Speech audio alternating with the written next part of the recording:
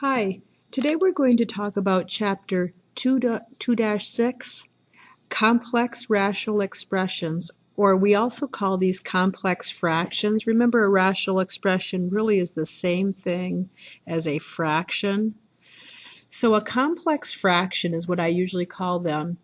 What a complex fraction is it's a fraction within a fraction, or a fraction that has other fractions. It contains one or more fractions in its numerator, or its denominator, or both. So here are some complex fractions. 5 over a half. See, it's got a fraction in the denominator. 3/2 over 5/8. It's got a fraction in both the numerator and denominator. And 1 1/9 and 4. Well, 1 1/9 is really the same thing as 10 over 9. So this is like 10/9 over 4 if you remember how to convert mixed numbers into fractions. So this is a fraction in the numerator. Now a complex rational expression, I oftentimes just call these complex fractions. This has a fraction in the numerator, 2x over 3. It also has a fraction in the denominator, 5x minus 3. And what our job is when we're given a complex rational expression, is to simplify it down so the numerator and denominator don't have fractions in them anymore. So what we're going to do is go through a couple of steps to simplify these. The first thing we're going to do is we're going to figure out what is the LCD of all of the denominators that you see in the entire fraction. So we're going to take a look at all those denominators and we're going to write the LCD off to the side. And when we figure out what the LCD is, we're going to multiply each and every term that we see in this complex fraction by the LCD. This is a step that's called clearing the denominators. So there won't be any denominators within these complex fractions anymore. It'll just be one polynomial or monomial over another polynomial or monomial. So we're going to clear the denominators in the first step. And when we get done clearing the denominators, if the result can be simplified, then we have to go through and simplify that. Well, what does this all mean? Well, let's just take a look at this complex fraction first. There are a couple of ways to simplify this. You might just recognize this as 3/8 divided by a half. And if you divide two fractions, you can just take the bottom one and flip it upside down and multiply it by the top. That's one way of doing it. But another way of doing it is to find the LCD between the 8 and the 2. Well, an LCD between an 8 and a 2, well, what's the smallest number that both 8 and 2 can go into? The LCD is equal to 8. So we're going to multiply both the top and the bottom by 8, or in other words, 8 over 1. You can put a 1 under there if you want to. And when we multiply 3 over 8 times 8 over 1, the 8's are going to go away, and we're just left with a 3. In the bottom, when you multiply 1/2 times 8 over 1, well, an 8 in the top and a 2 in the bottom will reduce down to 4 over 1. So what we're left with in the bottom is 1 times 4, which is 4, and the final answer is 3/4. And that's the end of that problem. So take the LCD, multiply it by the top, multiply it by the bottom, and you clear these denominators. They just go away. Now this next example has some variables in it. This is what we're going to see more often than what we just saw in question number 1. So let's figure out, what is this LCD? Well, we have an x, and we have a 5. And there's really an invisible 1 underneath this 1. So between an x and a 5, what is the LCD between an x and a 5? Well, we have to put them together and just call it 5x.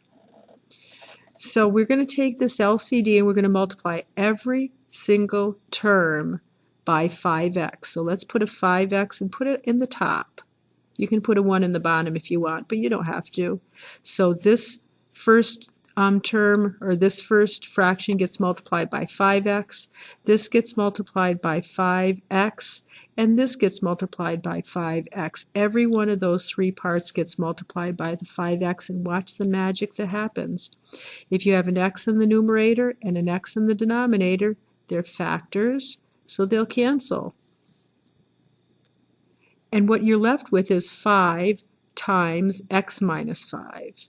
5 times x minus 5. I'm just going to write it in the front instead of in the back. And on the bottom, this 5 here and this 5 will cancel out, and you're left with x times x. So the bottom will have x times x, which is x squared, minus, and then 1 over 1 times 5x is just a 5x. And then the result is you don't have a complex fraction anymore. You just have a regular fraction that you can reduce, or a regular rational expression. Well, let's see if we can simplify this. There's a GCF here of an x, so let's take the x out, and you're left with x minus 5, just like the old days. Now you have x minus 5 top, x minus 5 bottom. They're exactly the same, so they reduce down, they cancel out, and you're left with a 5 on the top and an x on the bottom, and that's the answer to this problem. That's it simplified down. Example number 3. Let's see what this LCD is. We have an x, and we have an xy, and we have a y.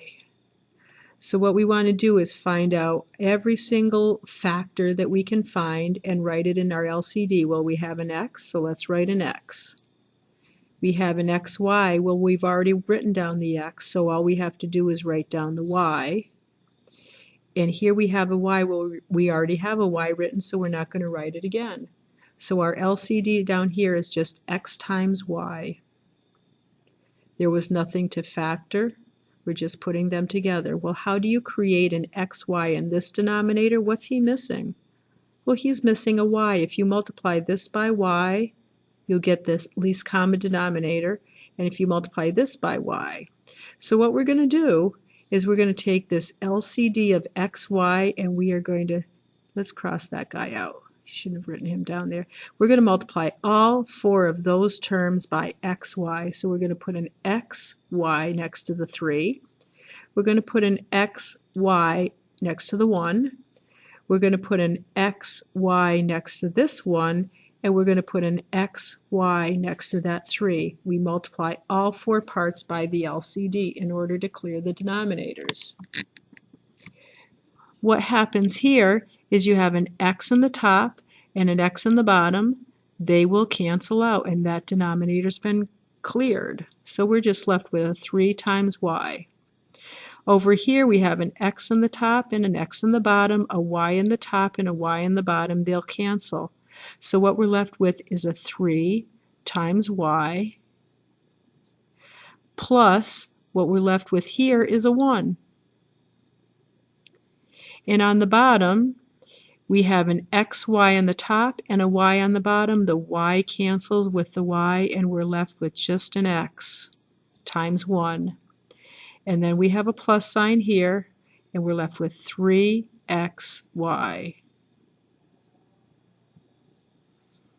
And that's all we can do, because these are terms, and you can't cancel portions of a term or even entire term. That's all you can do to that one. Oh, is that right? No, that's not even right. Sorry.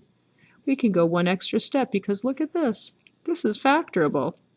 Boy, I'm glad I caught that. There is a GCF here of x, and we're going to take that out. So let's just copy this down here. Let's copy this 3y plus 1 numerator. And down in the denominator, let's take an x out. And let's see what we're left with. X divided by x is 1. 3xy divided by x is 3y. Oh, I'm glad I factored that, because look at what can happen. 3y plus 1, 1 plus 3y, they're exactly the same. If you want to put parentheses around them, they're exactly the same because they're plus. They can just cancel out to a positive 1. And we are left with a 1 in the top and just an x on the bottom, and that is a much simpler answer than what I thought first. So this was just an intermediate step here. Question number 4. We have a 2 and an x. There's a little invisible 1 here, a 1 and an x. So I wonder what this LCD is. Well, we have to take this 2, so we'll write the 2 down. We have to take this x, so we'll write this x down. A 1 we don't write down, and we've already written the x down here. So we have an LCD of 2x among all those fractions. So what are we going to do with that LCD? We are going to write it next to every term. A 2x gets written there. A 2x gets written there. A 2x gets written next to the 2. And a 2x gets written there. All 4 parts have a 2x next to them. So we can cancel out the denominators. That's our job. A 2 in the top and a 2 in the bottom cancel out, and what we're left with is 3 times x, which is 3x. Over here, we have a plus sign, that plus sign.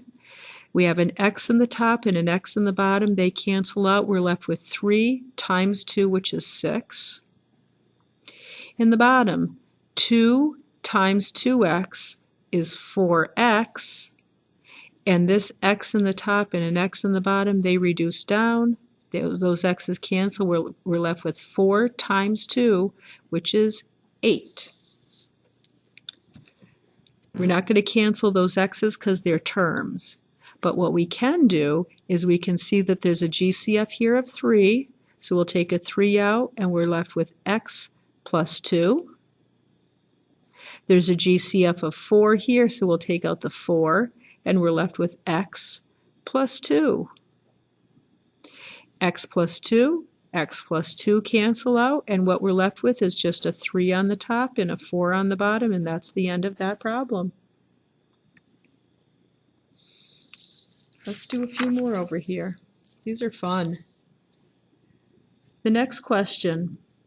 We have a B and an A and a 1 and an A. Okay, let's write down that LCD here. So we have an LCD, which is B times A. And we've already written the A down, so we don't have to write that again. So we're going to write that LCD next to every single fraction. I think I'll write the BA over on the left here. There's a little more room. So BA gets written next to that one. BA gets written next to that one. BA gets written next to that one. And BA gets written next to that one. All 4 of those parts get that BA written next to it. And let's see the magic that can happen. We have a B in the top and a B in the bottom that cancel, and we're left with A times A, which is A squared.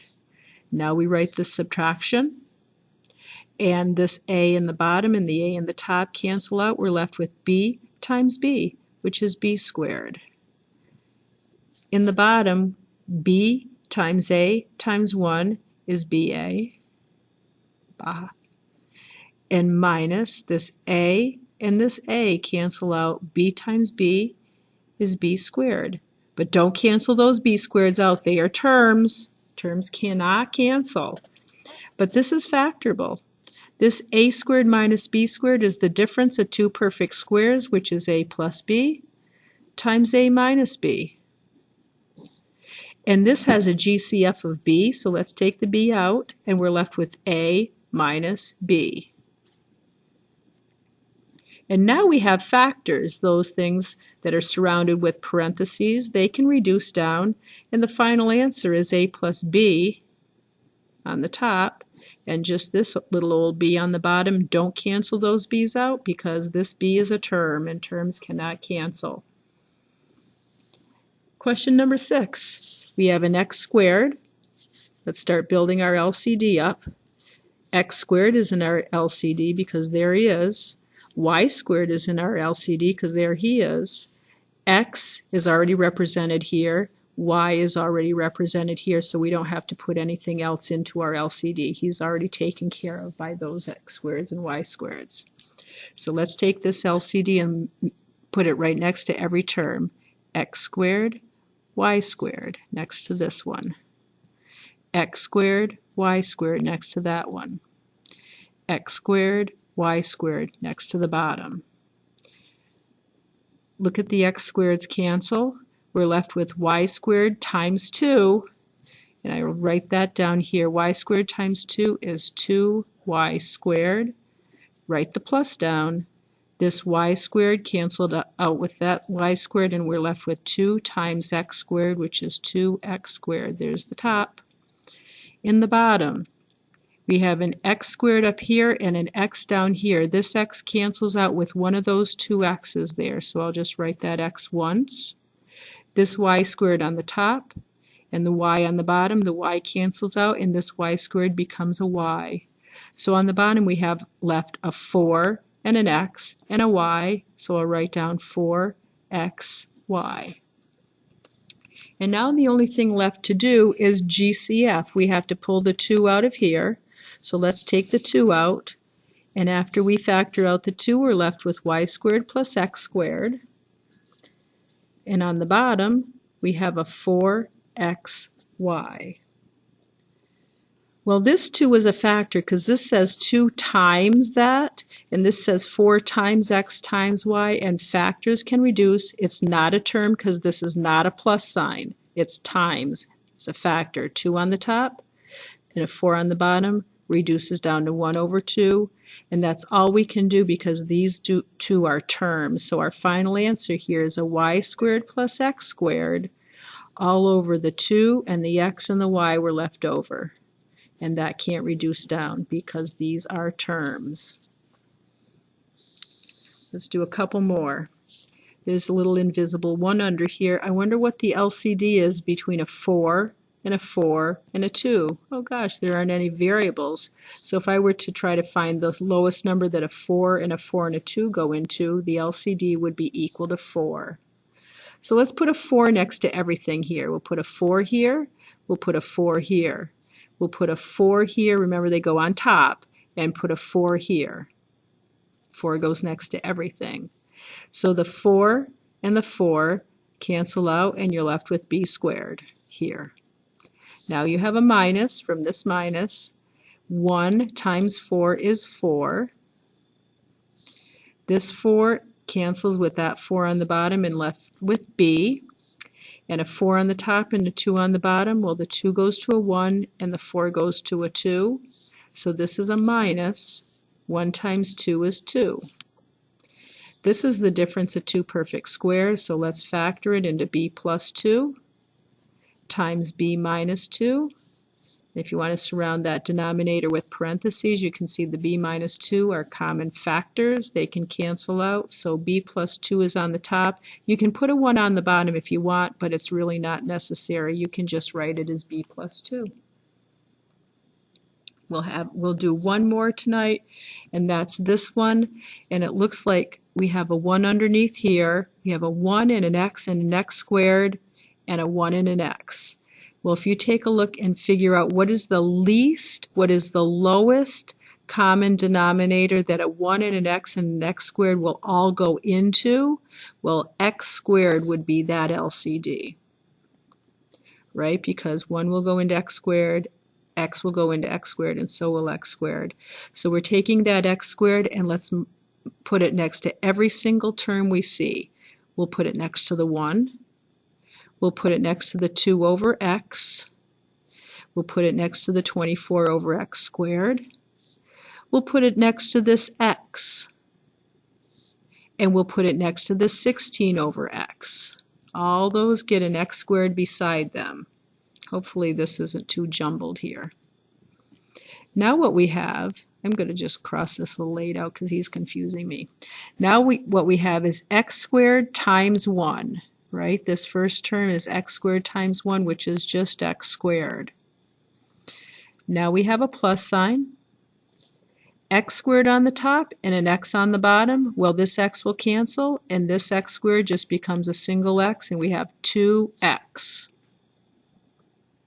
Now we have a minus, and an x squared will cancel, and we're just left with a 24. So we've cleared the denominators upstairs. Now in the denominator we have x squared times x, which is x to the 3rd. We have this minus that we're writing here. And then we have an x in the bottom and an x squared reduces down to just plain old x. So we have a 16 from here and an x. Our last job is to factor and cancel. So the factors of negative 24, there are a bunch of them, but the factors of negative 24 that add up to positive 2, I believe that's plus 6 and negative 4. This one has a GCF of x. Let's take it out. So x taken out of an x cubed will leave us with x squared minus 16, because we took that x out. And then this is the difference of two perfect squares, so this really goes down to x times x plus 4 times x minus 4. So this had a two-step factoring. On the top, we have an x minus 4, and on the bottom we have an x minus 4, and they cancel. But we don't have an x plus 6 down here, so that can't cancel. So we're left with the answer, which is an x plus 6 on the top. If you want to put parentheses, you can. You don't have to. On the bottom, we're left with that x right there and that x plus 4. Now, if you want to, if you're overly ambitious, you can multiply this x through and call it x squared plus 4x. It's really not necessary. You can leave your final answer just like that. You can't cancel this x because he's a term, or that x is a term. So that's really the end of that problem, and that's the end of tonight. We'll practice this more tomorrow.